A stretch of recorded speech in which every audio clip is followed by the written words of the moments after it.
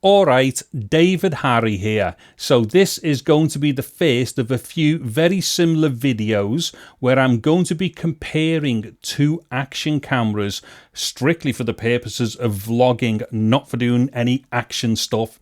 So in this video I'm going to be comparing the DJI Action 2 to the GoPro Hero 11 Black, and very specifically to find out which one is going to suit me best for basically the type of vlogging that I do, you know, like really off the cuff, willy-nilly types of vlogging. Now what it is, I've got a whole number of like small cameras and action cameras, which I've got far too many. So what I need to do is whittle this down to one, hence these, like, you know, these particular videos that I'm going to be doing, testing variations of a few of them. And the main reason why is because, like, you know, I've got, well, as a, for instance, there's a Hero 9, there's a Hero 8, there's a bunch of stuff in there to do with the Heroes, you know, media mods, and if anyone's familiar with me older stuff, I've done like modified media mods with like different microphone capsules in which sound great and stuff like that.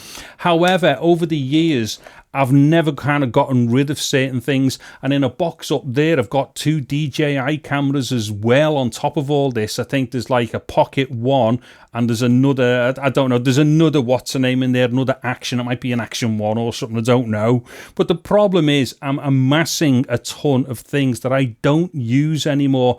However, I did used to just strictly use GoPros for my vlogging.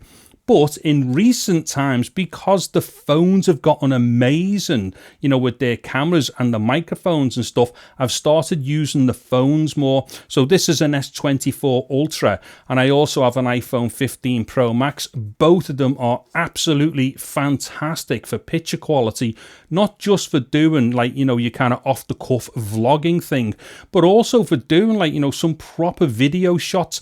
And, you know, this is probably going to come as a bit of a shock to some people out there, but the S24 Ultra is better than the iPhone 15 Pro Max for its main camera, for doing, like, you know, very quick, immediate type shooting. Yes, with the iPhone, you know, you've got the log format and you can mess with it in post and all the rest of it. However, if you just want to go out there and shoot something like basically in automatic and get it done as quickly as possible, the main camera on the S24 Ultra is absolutely fantastic. So I've been using the smartphones more and more for my vlogging stuff, hence why I need to get shut of all of me, like, me old action cameras, but I will keep one of them because I do like to use an action camera for doing vlogging stuff. So basically that's where I'm up to in like a pretty long nutshell, or a pretty big nutshell there. So yes, I need to get rid of all this junk here, but just stay with one thing and basically whittle it down to the one thing that suits me best for my type of, like, you know, off the cuff and, like, you know, very convenient vlogging type thing. Anyways, I'll dive into this video comparing these two things, and then I will do a bit of an end summary afterwards. Okay, so to start the testing off then, I'm just going to stand still and talk direct to the action cameras. So standing still and talking direct to the action cameras, well, basically where I am right now, is going to give both of the action cameras their best opportunity to, like, pick up the best audio that they can, because where I am right now, it isn't particularly breezy or noisy. So right now, actually, I'm on the Hero. Flip over to the DJI. So like I say, when I start moving around, I could end up kind of like going into like a bit of breeze and stuff like that, and if I do that, then obviously it affects the microphone. So just right now, I want to be able to give both of the action cameras like their best kind of opportunity to pick up the dialogue and stuff. Back over to the Hero. So as far as dialogue is concerned, what I'm going to be doing is selecting just one side of the stereo recording, center it in post, and then add a limiter to like hide it up and stuff. It's basically what I always do as far as like my audio is concerned for YouTube, using a limiter. But as far as like taking one side and centering it, I always do that when something has recorded a stereo signal. Moving back over to the DJI, and the reason why is because with stereo signals and stuff, I don't like the way that your dialogue can go moving around from left to right and stuff. When you talk and if you start moving the camera around, your dialogue will kind of go lopsided and stuff. So that's the reason why I don't particularly like recording stereo for dialogue. Anywho, I'm back over to the Hero. Now I'm just going to rattle off what's going on here. So this is set for fully automatic as far as the exposure is concerned. The white balance is on 5000 Kelvin. I am on the linear field of view, and my stabilization is the weakest possible, which will be fine for this kind of pleasant walking that I'll be doing shortly, as it were. And as far as the color is concerned, it's on Rec 709 or standard Rec 709, so none of the weirdo color profiles and stuff like that. Also, as far as bit depth is concerned, it's on 10-bit, although that won't really enter into anything as far as this is concerned, because YouTube is 8-bit anyway. Now flipping back over to the DJI, and unfortunately for the DJI, it's just got breezy, so this could be unfair now for the DJI as far as the audio is concerned, because there's big load of breeze just come through. Anyway, the DJI is also set up fully automatic as far as the exposure is concerned. It is on 5000 Kelvin as well, to try and match as best as possible the GoPro. There's no matching these two cameras, it's as simple as that, but I want the setups to be as close to one another as possible. So sorry, quick cut there, I just started repeating things about the exposure again. Now as far as the actual stabilizer is concerned, I've got this on what I assumed was the weakest stabilization. However, it's not, because I'll flash up now what I'm on, but I thought that this was the standard stabilizer, but apparently not, because as you start going up to the stabilizers, some of them go back out to a wider field of view. That's a bit weird, but basically I've tried to set this up as close to like that linear kind of look as what the GoPro does. So with that, I've also got the DJI on D-Warp as well, and as far as color profile is concerned and stuff like that, no kind of like cine look or any kind of like, you know, log type anything or stuff like that, or weird gamma curves. This also is on its basic Rec 709 color profile. Okay, so that'll do for what I've just been doing here. So let me just start walking around and think of something else to do with them. Okay, so I'm going to just start walking around a little bit here now, and well, it's starting to pick up a breeze as well. So what I'm going to do, I'll try my best to look into the camera that I switch over to in post. Now I'm not going to shout out what camera I'm switching to. I'll actually have a title on the screen for that anyway, so we definitely know which camera I'm on, as like, you know, it's all switching on screen and that. Anyways, like I say, what I'm doing now, I'm just going to walk around for a little bit. Now I might go into a slight bit of shade here, so that might give us a bit of a, you know, a bit of a test on, like, you know, how the exposure or the auto exposure is handling moving in and out of shaded areas.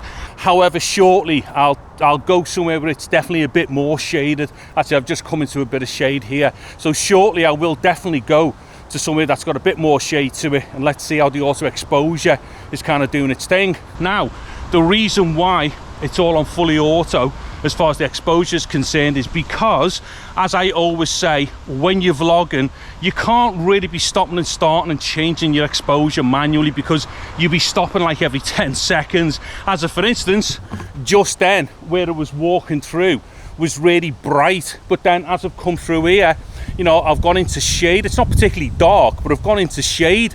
Now the problem is, if I was going to start sitting there messing, and now I think the clouds have just gone over the sun a bit as well. Point that I'm getting at is, if I was to, like, you know, be messing around doing like a manual exposure for each of these things that I've just had to actually walk through as far as like the brightness is concerned, then I'd be stopping and starting all day just changing the exposure level and nothing else. Do you know what I mean? So that's the reason why, you know, you have to leave it on auto for doing this type of just walking around vlogging thing. Now, don't get me wrong, if you were kind of seated somewhere, or you were stood still, or your camera was locked off and you were filming something static, then yeah, you know, you can get into doing all kinds of manual exposure. And I dare say, you know, you probably would want to do your manual exposure as far as, like, you know, recording the best possible picture that you can. But once again, when you're walking out and about, you know, with your camera, just doing what I'm doing right now, it's basically impossible to do any kind of like manual exposure as you're walking around. Also, it's definitely gone a lot breezier now as well as I'm walking around, so hopefully that gives us a really good idea of what's going on here as far as the dead cats are concerned on both of the actual cameras, but obviously also how well the camera's actually handling the audio anyway. Now give me a second. Okay, so right now I am actually under like proper tree cover here. So once again, it's not like as if it's gone pitch black or anything, but it's definitely gone darker than where I was walking just before. So what I'm doing now is again just checking to see how both of these cameras are responding to the light that's available and exactly what they're doing as far as their auto procedures are concerned, as far as the actual exposure is concerned. So that should definitely give us a good idea of what the differences are like between them. And on that point, I'll just kind of turn around a bit slowly right now, and then as I'm talking I will flip over from one camera to the other. And then the idea behind this is again just to see what goes on, because there's definitely going to be different types of light in the background as I turn around here. So as I'm flipping over from one camera to the other, that should hopefully once again give us a really good indication as to what exactly is going on with the auto exposure routine for both of the cameras. Now what I'm going to do, I'm just going to walk out into like a lot of sunlight here, and this should give us a really good idea as to how well the cameras react, or not so much how well, but exactly how they react when going from like dark to light. Okay, so I'm just about to come out of a bit of a tree cover there, so we'll see what's going on there. I'll just flip back to that camera there, which is the DJI, hopefully. Now as I'm walking through here, I will definitely be coming into the daylight in a second, and then we will see exactly how both of these cameras respond. In fact, I don't know if I'll do a split screen right now, because right now I'm just walking out into the daylight. I may well have done a split screen there, so the pictures will be a lot smaller on the screen, but hopefully we will have seen how both of them handled the transition from the shadow into the bright light. Okay, so as far as this testing is concerned, I think this should be good enough to give us a really good idea of what both of the cameras are like as far as their microphones are concerned, and also well, basically what they're like in dealing with the auto exposure when I'm moving and walking around between daylight and like shadow and stuff like that. Anywho, back indoors, I'll have a quick look at what's gone on here, and then I will do a summary. Okay, so to an end summary, and I'll try and be as quick as I can with this one, because I think the intro was a lot longer than what I thought it was going to be. However, you know, I did need to explain all like the little nuances for my particular like scenario here, as in get rid of all this junk, because I'm starting to use phones more for me vlogging, and also basically for doing like, you know, decent video recording, as well as just like quick, simple, easy to do vlogging, or as I normally say, off the cuff vlogging. Anyway, getting back to these two cameras, right? Now they've both got the dead cats on, which is something that I forgot to mention on the introduction, although you could clearly see what was going on. Now these are let's see, these are Rycote micro wind jammers. There'll be some information and whatnot in the video description, but there's two of them on the Hero, and there's one on the front there which is a bit trimmed down on the DJI. Now they were there very specifically to help with the wind, and they definitely did help, although you could still hear a bit of breeze going on. So as far as my first thing to kind of like concentrate on here to do with like these two cameras and what we've just seen and listened to, the microphone for dialogue on the DJI Action 2 is definitely better than the Hero 11. It's a lot fuller sounding, it's got more dynamic range in it as well and stuff like that, and I just think the overall frequency response is a lot better. The Hero can sound quite dull and stuff, and to be clear as well, there was no kind of like, you know, artificial electronic like reduced wind functions switched on or anything like that. The microphones were as they should be for doing that type of recording, so the cleanest possible signal with like the least amount of like processing internally and stuff like that. So as far as audio is concerned, I'm definitely giving that to the DJI. Now, as far as picture is concerned, technically the Hero 11 is a better picture, or it's a better, you know, camera for, you know, the video quality. However, for the type of thing that like I'm talking about, which is like, you know, just like pull something out of your pocket and go for it like willy-nilly off the cuff and all that, I would say that there's maybe not a huge difference between them. I do much prefer the linear field of view from the GoPros without a doubt, and obviously technically speaking, pure video quality, the 11 does have the edge. there's a little bit more ringing and stuff in, like, you know, the HF or the high frequencies and stuff with the Action 2. It's probably down to sharpening and stuff like that. However, for the simplicity of just pulling a camera out and doing what I'm doing, where both of them are very suited to that, and also both of them are really good with the stabilizers. Again, at a push, you'd go for the GoPro for pure stability. However, for the type of kind of, like, you know, just walking around vlogging type thing that I've just been doing, both of the stabilization options are perfectly fine for that. So again, it kind of comes down to, like, my particular use, and basically just being a bit of a nut job, a bit of a fool who just likes to pull things out and start chatting to himself, like, you know, just off the cuff. I'm probably going to have to give that to the DJI as well. Now, what definitely seals the deal here for the DJI is the convenience of its size. Now, I promise not to ramble too much longer now with this, but here's the thing with the DJI. There are instances where I'll be out and I might just want to, like, you know, take maybe, I don't know, 10 or 15, like, you know, individual quick short shots and stuff, you know, talking to the camera, or, you know, filming something while I'm out and about. Now, the totality of that type of recording may not be longer than 15 to 20 minutes. Well, in that instance, the DJI here can actually do that on its own with its internal storage and its internal battery at 4K 25 frames per second. Of course, the GoPro could do that as well and do more. However, just that tiny little, in fact, let me just get it off here, right there. So just that tiny little thing there can give you about 25 plus minutes in 4K 25 in video length, and also the battery time to do that with just the module there. And then obviously, if you've got, you know, the other module to hand as well, it's just in your pocket and you want to give it a quick blast of some power, just lash that on there and then there's your power boost going back on again. However, you know, that there, I mean, who could argue about the size of that? In fact, there'd be another link to another video, because when I was out doing this test, I did do this. The remainder of the battery that was in here, I spent doing just a quick vlog, about 3 or 4 minutes vlogging with just that on its own, handheld, not on, like, you know, a pistol grip or anything like that.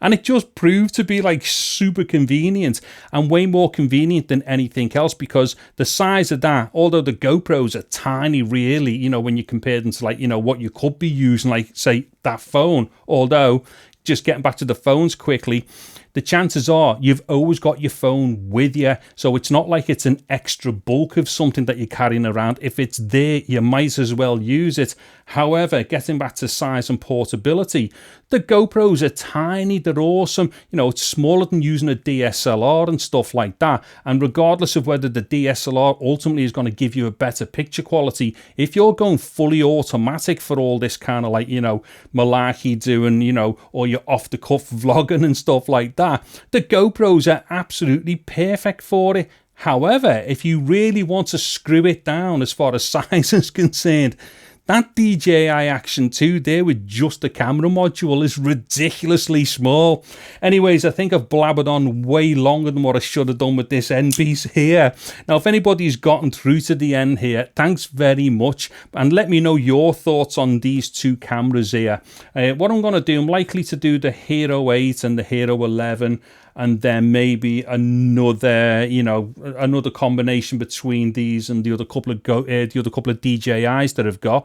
And then once I've kind of whittled that down to maybe the 1 or 2 that I'd be definitely interested in keeping, I might try them against the phones as well, because that's going to be quite interesting. You also have to remember that the Hero 11 is really not that different to the Hero 12. I already done a lot of videos about that in the past on my kind of like my old vlogging channel and stuff. I might put some links to that stuff in the video description to this video as well.